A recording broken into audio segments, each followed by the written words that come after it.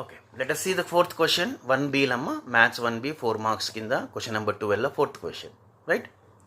When the axes are rotated through an angle of alpha, ఇంతకుముందు problem 45 degrees, ఇప్పుడు alpha ఇచ్చాడు. Find the transformed equation. చూడమ్మా, find the transformed equation. Transformed అంటే కొత్తది find చేయమంటున్నాడు.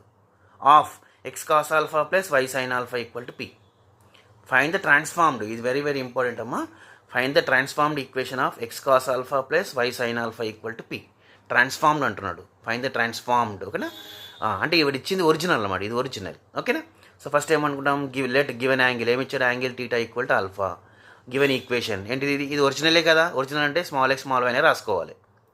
Find the transform అంటే కొత్తది కదా, మనకు వచ్చే ఆన్సర్ క్యాపిటల్ ఎక్స్ క్యాపిటల్ వైలో ఉంటుంది.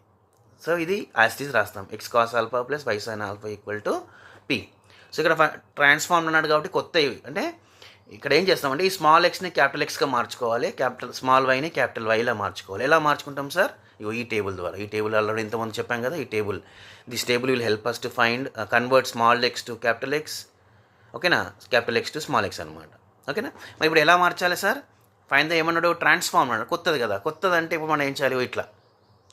కొత్తది అంటే ఈ small x is equal to, ఇంతకుముందు మనం ఇట్లా అన్నాం కదా, ఇప్పుడు ఇట్లా. ఓకే, ట్రాన్స్ఫార్మ్డ్ అన్నప్పుడు ఇట్లా. ఫైండ్ ట్రాన్స్ఫార్మ్ అన్నప్పుడు ఇట్లా, ఓకేనమ్మా? So small x name రాయొచ్చట.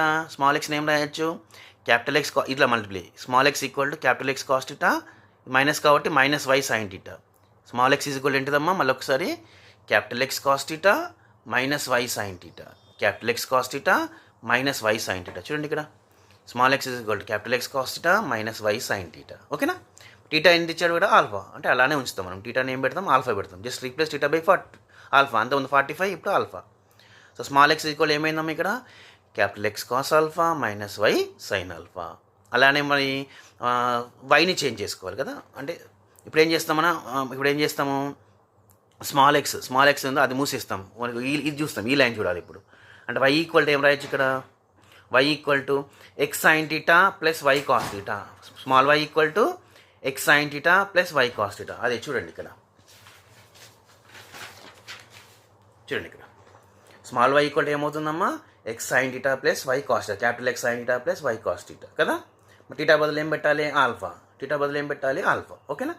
So ఇప్పుడు మన ఈక్వేషన్ ఏంటి, యాక్చువల్గా వాడు ఏమి ఇచ్చాడు, X cos alpha plus y sine alpha equal P కదా ఇచ్చింది, ఓకే? ఇది కదా ఇచ్చింది, X cos alpha plus y sine alpha equal to P ఇచ్చాడు కదా.